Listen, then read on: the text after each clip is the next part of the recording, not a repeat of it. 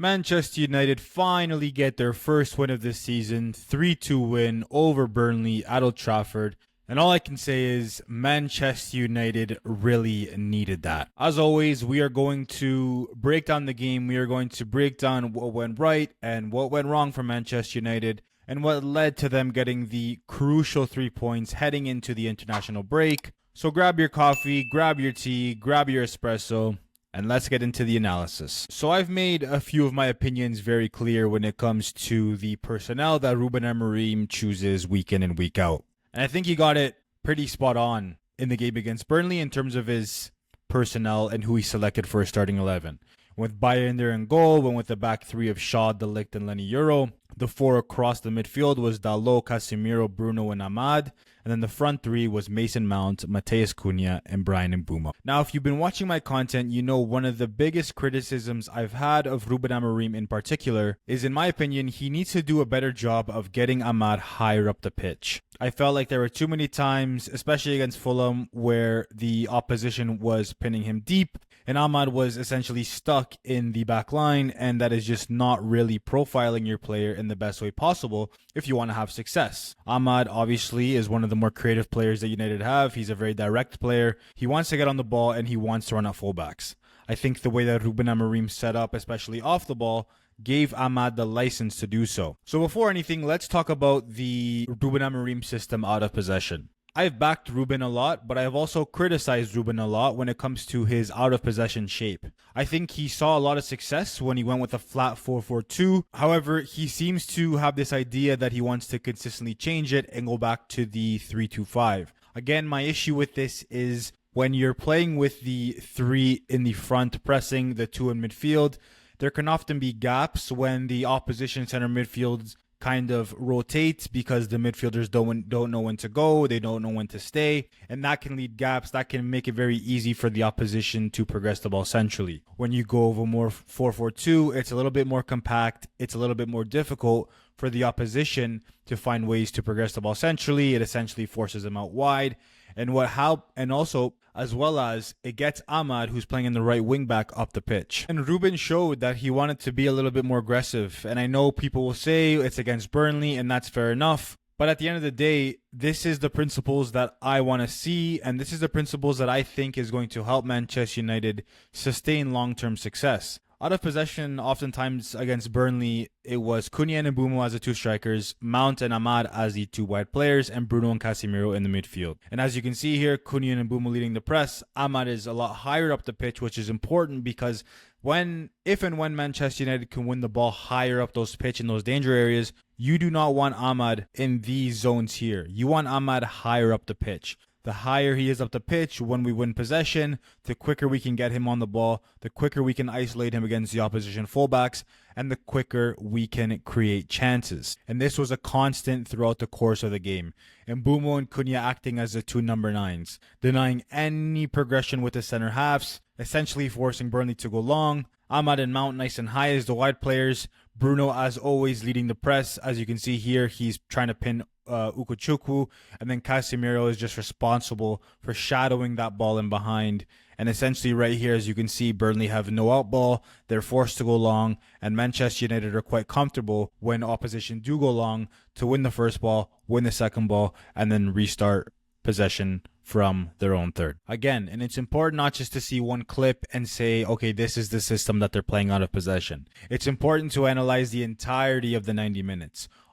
Is this a one-off? Is this circumstantial? Is this just happening in one specific instant in a game? Or is this something that the team is looking to replicate throughout the entirety of the 90 minutes? As you can see here, once again, obviously, they are looking to replicate it. Bruno and Casemiro in the midfield, Mount and Ahmad as the wide players, Cunha and Mbeumo as the two strikers. This is clear intent from Ruben Amorim to get his team up the pitch, and I just think it helps profile the players he has at his disposal a lot better than when he goes and he opts with the 3-2-5 out of possession. Unfortunately, Matheus Cunha was injured, and we can only hope that he has some time to recover with the international break. I hope, of course, he is back for the City game, for the derby, because he is a massive piece of the puzzle for for Ruben Amorim. He's very important as always, but again, you can see even when the personnel changes, the shape stays the same. It's a two of Xerxes and Mbeumo now, and I thought Xerxes, when he came on, to be fair to him, was brilliant. I think he's going to have a good season in this system. I think it suits him really well. And then you have the four across, really denying Burnley any chance to play through. You can see here that they're very narrow. They want to block off that pass to Guchukwu. If the ball gets played into midfield, Bruno's ready to jump. If the ball gets played wide to Kyle Walker, Mason Mount is ready to jump. And if the ball gets played wide to the left back, then Ahmad is ready to jump. This system just simply profiles his players way better off the ball and makes them cover less distances. Also gives United the opportunity to transition from defense to offense a lot quicker if they happen to win the ball high up the pitch. Now I want to talk about the importance of Mason Mount and why he's so important in that left-hand role when he's playing in midfield. Just those little things that he does off the ball that he doesn't always get the credit he deserves, and why he's so important for Ruben Amorim and why Ruben Amorim loves his players so much. There were multiple times in this game where Mason Mount, would win possession in these areas, and it is so important for a front three to have a player who's going to win the ball in these areas. The idea here as well is look at the numbers around Mason Mount when he wins the ball. You see Shaw, you see Bruno, you see Casemiro, and to the bottom of your screen you see Diallo. Why is having a Mason Mount here so important? If you can win the ball in these areas, look at the top of your screen. Mbeumo's 1v1. Cunha's in space. How quickly, and again, this is something we spoke about when we've analyzed Ruben Amorim, how quickly can Manchester United turn this specific moment when they're winning the ball back from Burnley, when they're winning the ball back from any opposition, how quickly can we go and transition into an offensive moment? And here, this was actually a moment where Bruno Fernandes got on the ball and he hit Mbeumo in the channel. We went vertical, and we're going to talk about the importance of Mbeumo's verticality in a little bit. But Mason Mount, just having him be such a willing presser, having him be so willing in the duels, I've seen a lot of people say that Mason Mount should play over Bruno Fernandes in the 8. The reality is you want Mason Mount higher up the pitch to lead the press, to be able to help win the ball, again, as high up the pitch as possible. That's the idea. That's why you want Mason Mount in that left 10. And I think that's why he can thrive in this system if he stays fit. Unfortunately, Ruben Amorim also said that he picked up a little bit of a knock, so we have to wait and see. Hopefully it's not serious, because I think he's been one of Manchester United's better players so far this season. Again, in this moment here, Kyle Walker, obviously Burnley's right back. He's looking to go long. He's looking to hit the striker in the channel.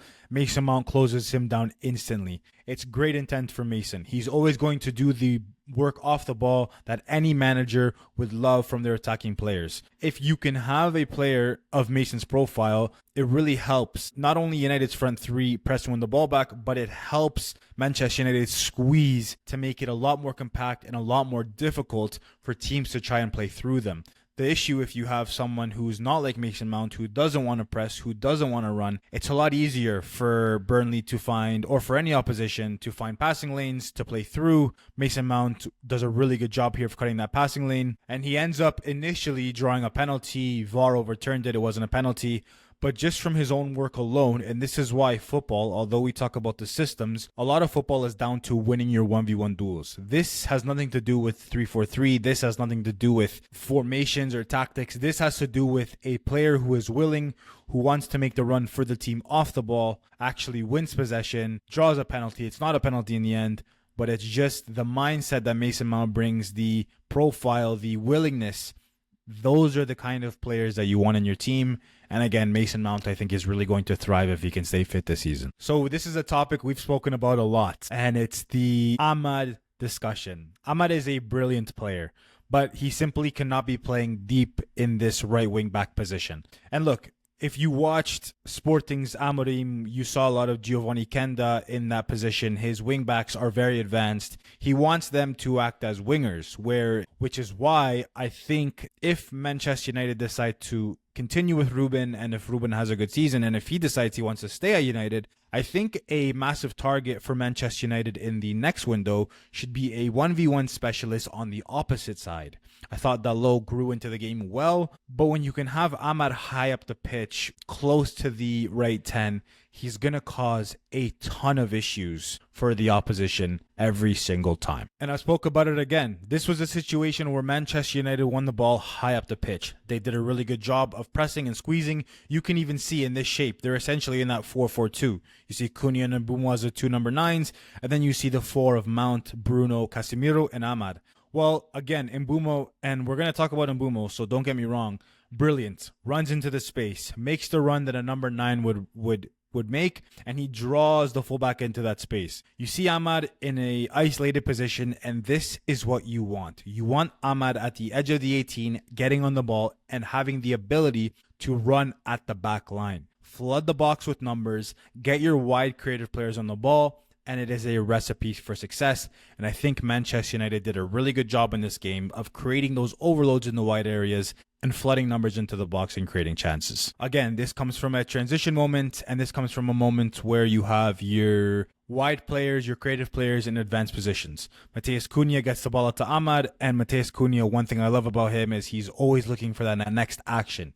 He plays the ball out to Ahmad, but he always is attacking that space. He always wants to run into that space. Again, we can only hope that his injury is not serious because Manchester United desperately need Matheus Cunha to stay fit this season. And this all comes from Ahmad. He's positive. He wants to run at the back line. He tries to draw a penalty here. It doesn't happen. But these are the situations that you want your attackers to get into. And this all happens from getting Ahmad higher up the pitch like we spoke about.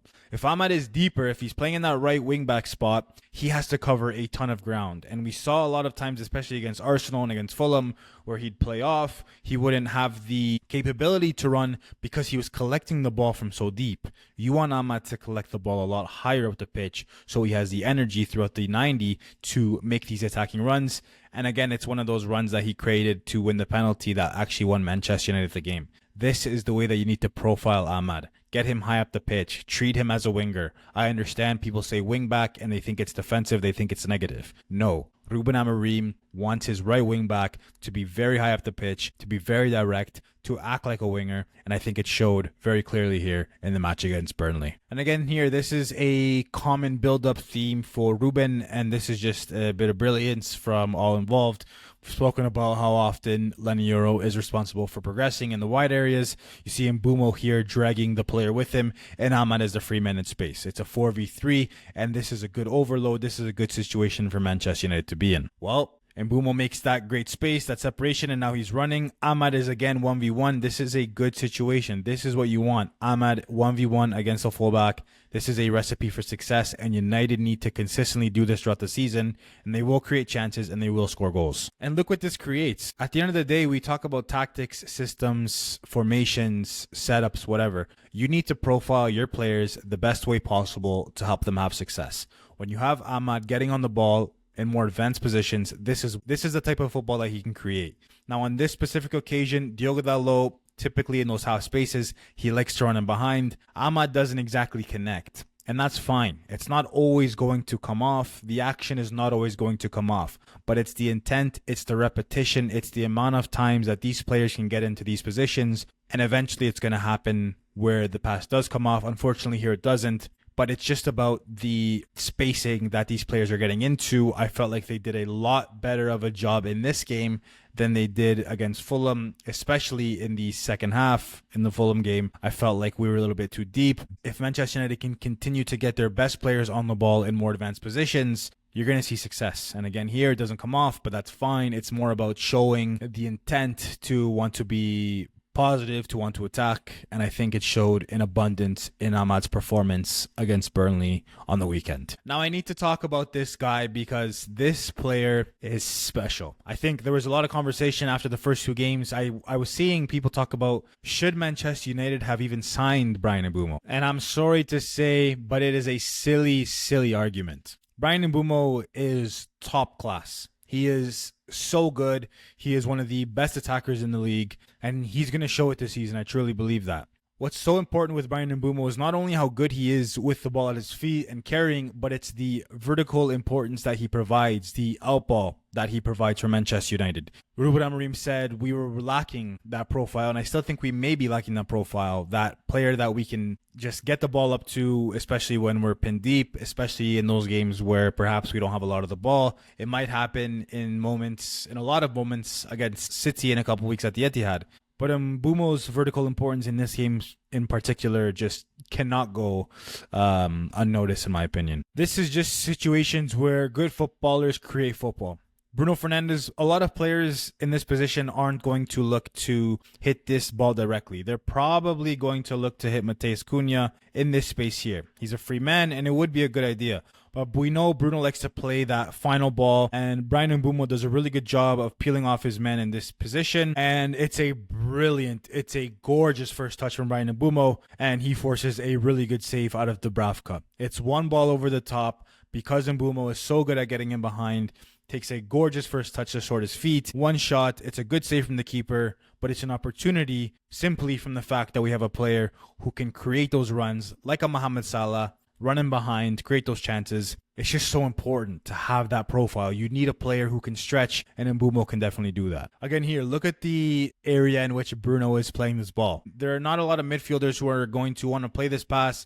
A lot of players here probably in this position just play Kobe, and we progress the ball through there. But we know Bruno, and he gets criticized for it. But one thing we can't ignore is the fact that he wants to be positive. He wants to go long. He wants to get United up the pitch as quickly as possible. And he does it brilliantly here. Mbeumo in that space, and it's a 1v1. Obviously, a Burnley defender is trailing and joining up on the play. But if you can get your players in these positions, more often than not, you're attacking players that you signed for a good amount of money, good things are going to happen. And we saw what happened on the goal. He does a really good job getting away from his marker in the 18. Diallo does a good job of getting the cross in. And it's just really good football from good footballers. Football is just about profiling your good footballers to help them succeed, and they will create the football for you. This is a sport that is about the players. Unfortunately, I feel like we've made it too much about the managers. Good footballers produce good football. Now, we don't always go 100% positive, and we don't always go 100% negative. We try to find a balance on this channel.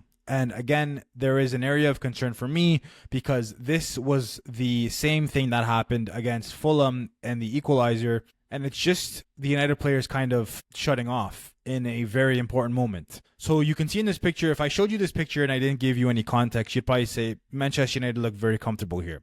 Bruno pressing to the midfielder, Kobe's getting out to Ugochukwu, De Ligt ready to get out wide if it's needed. We have 3 against 1 essentially just outside of the 18, entering the 18. It looks like a good position. Well, this is actually the same position and the same moment that Burnley work the ball out wide. Low and De Ligt kind of get confused. They get mixed up. No one goes to mark the men in this position here. He gets a free cross into the box and Burnley equalize. And this is just not a good sign because this is 2 weeks in a row now where United have kind of shut off in the wide areas, especially after going a goal up. And for me, again, this is where it comes down to the mentality. You have to be able to lock in, to focus, to realize, hey, one of us need to get out to that wide player and stop the cross, and that is twice in 2 weeks that Manchester United failed to do so. So that's definitely something that I think they'll be looking at during their film sessions, prepping for the Manchester City game. So what was most important for me was the 3 points.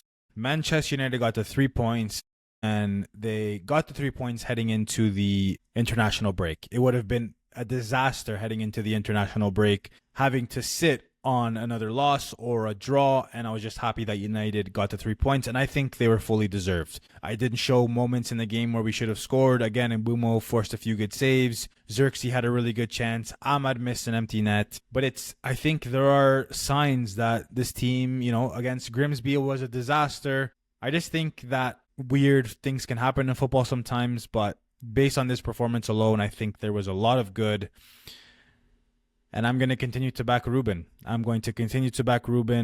And these players just need to show that they're, ready to have a positive season. And I hope this can, possibly be the kickstart for what can be a successful season, but we'll have to wait and see. Let me know what you think in the comments down below. Let me know what you thought about the performance. Remember to hit the bell notification so you never miss an upload. Kind of sucks that the international break is here now because, off of a win, you want to keep going, but hopefully we can come back strong and ready for the derby at the Etihad. You know that we're going to be dropping content all throughout the international break. I appreciate everyone for watching. That is it for this one. I'll see y'all again very soon. Until next time, peace.